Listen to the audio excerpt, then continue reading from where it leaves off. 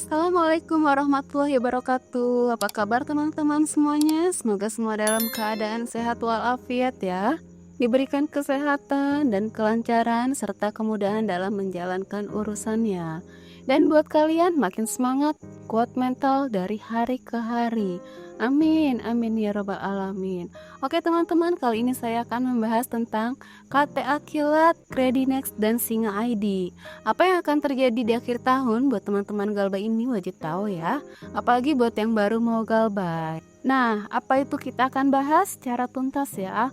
Oke teman-teman, ini dia buat kalian. Beberapa pertanyaan yang menanyakan kepada saya, Mbak, ini kan pemilu, kira-kira DC turun gak ya ke lapangan? Kira-kira DC bakalan datang ke lapangan gak ya? Nah, kadang-kadang ini kan membuat ketakutan beberapa orang yang masih menerima ancaman dan masih sering untuk membacanya. Nah, poinnya adalah masih sering untuk membaca ancaman DC. Padahal, kalau kalian tidak membaca ancaman DC, itu semua akan baik-baik saja ya. Nah, saya akan jawab dulu. Jadi kalau untuk hari-hari besar seperti pemilu, pemilihan pilkada, terus pemilihan presiden, acara Natal, terus kemudian tahun baru, terus kemudian lebaran, Idul Adha, Idul Fitri, dan acara keagamaan lainnya, jawabannya DC tidak akan turun ke lapangan ya. Tidak akan turun ke lapangan, tidak akan datang ke tempat kalian. Tetapi terorannya pasti akan datang. Karena apa? Ini sudah melanggar norma-norma ya. Kalau udah seperti ini DC siap-siap saja. Kalau tidak dipecat, berarti tidak akan pernah mendapatkan pekerjaan dimanapun. Seperti itu teman-teman ya.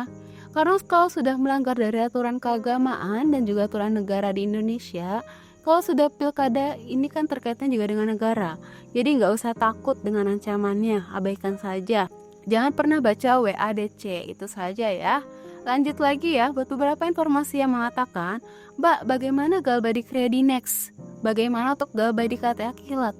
Saat ini apakah DC lapangannya akan datang? Apakah DC lapangannya akan sudah mulai turun? Karena ada beberapa informasi yang mengatakan bahwa ada mantan dari perusahaan pinjol yang mengatakan bahwa dia mulai saat ini di pemerintahan terbaru. Setiap pinjol yang menurunkan DC lapangan harus memiliki syarat tertentu ya. Salah satunya itu adalah harus bekerja sama dengan perbankan. Nah, berikut ini komenannya. Teman saya ini mengirimkan status kepada saya, ditanyakan apakah ini benar Mbak. Nah, kita baca sama-sama ya.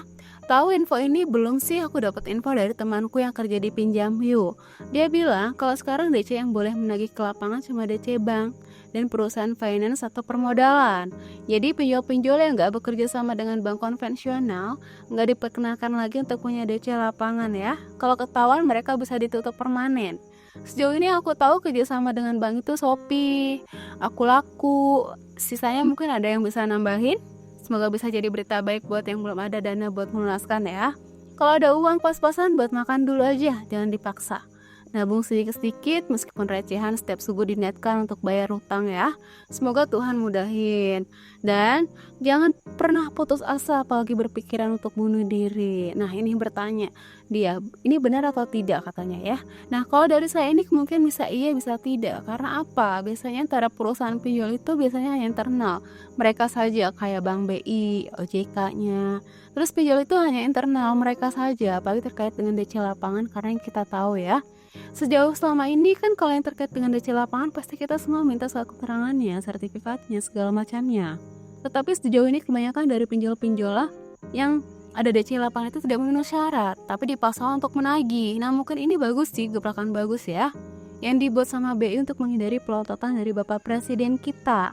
Karena sejauh ini sampai saat ini pengaduan tentang pinjol itu masih banyak di gedungnya Mas Gibran. Jadi buat kalian semuanya masih belum buat pengaduan, ayo buat aja pengaduannya biar nanti ini sampai ke Pak Prabowo dan dibikinin suatu skema bagaimana cara menagih. Karena kalau ini memang benar, semua DC-DC yang berseliweran saat ini benar-benar langsung ditarik ya. Karena apa? Konsekuensinya bisa ditutup secara permanen. Kita doakan saja lah ya. Berarti yang belum bisa bayar sampai saat ini jangan bayarkan dulu, tetap fokus Galbay ya. Sampai benar-benar keluh kesah kita direspon oleh Pak Prabowo. Jadi kalau ada yang bertanya, jadi Mbak kalau paylater gimana Mbak? Paylater kan semua rata-rata kan produk perbankan. Nah, kalau produk perbankan itu memang ada DC lapangannya, tetapi pasti di daerah tertentu saja. Kalau misalkan kayak Bank BNI itu kan banyak peleter-peleter yang bekerja sama dengan Bank BNI. Nah, apakah dia akan ada di daerah pelosok? Jawabannya belum tentu ya. Karena apa? Tergantung dari besaran yang kalian galbaikan. Kalau misalkan besar sekali, di atas 10-15 kemungkinan itu ada. Tapi kemungkinan sangat-sangat kecil sih ya.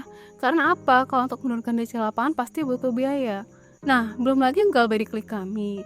Ada pertanyaan di YouTube saya mengatakan, udah lama nggak diteror sama Klik Kami, tiba-tiba diteror lagi sekarang. Ada apa ya? Nah, contoh terornya seperti ini teman-teman.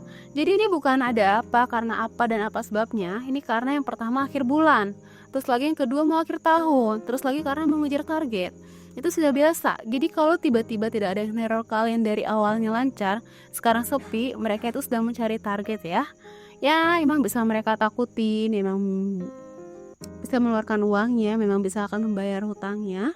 Kalau lihat kalian tidak bisa membayar hutang kalian, juga abaikan saja. Itu mereka nggak akan nyari kalian. Karena apa? Percuma ngabis-ngabisin waktu terus. Mereka juga nggak dapetin apa-apa. Jadi sangat wajar ya, naik turun penagihannya itu wajar sekali. Jadi, kalau kalian masih menerima ancaman yang model seperti itu, apapun katanya itu semua masih aman. Dan sejauh ini Klik Kami belum ada DC lapangan. Jadi buat yang belum berani galbay, ayo beranikan diri untuk galbay ya. Karena setelah galbay kan akan tahu ternyata kapasitas diri saya seperti ini. Ternyata saya mampu menghadapi dari semua pikiran-pikiran saya yang belum tentu terjadi. Begitu ya teman-teman. Nah, itu untuk yang galbay di Klik Kami. Yang memang mau galbay, lanjutkan galbay lagi. Nah, lanjut lagi untuk yang Credinex. Karena ini banyak sekali yang bertanya pada saya. Nah, untuk Credinex ya, jadi yang belum tahu Credinex itu apa, itu adalah paylater produk dari Bank BNI yang bekerja sama dengan Bank BNI. Jadi kalau kalian bertanya apakah Credinex jauhnya dari DC lapangan, seperti yang saya sampaikan di depan tadi ya, bahwa semua pinjol-pinjol ataupun lembaga-lembaga keuangan yang boleh menurunkan DC lapangan adalah yang bekerja sama dengan bank konvensional, sama seperti Bank BNI, contohnya ini ya, Credinex ya. Berarti bisa dikatakan bahwa Credinex itu ada DC, tetapi tidak semua DC lapangan langsung berkunjung ke rumah kalian.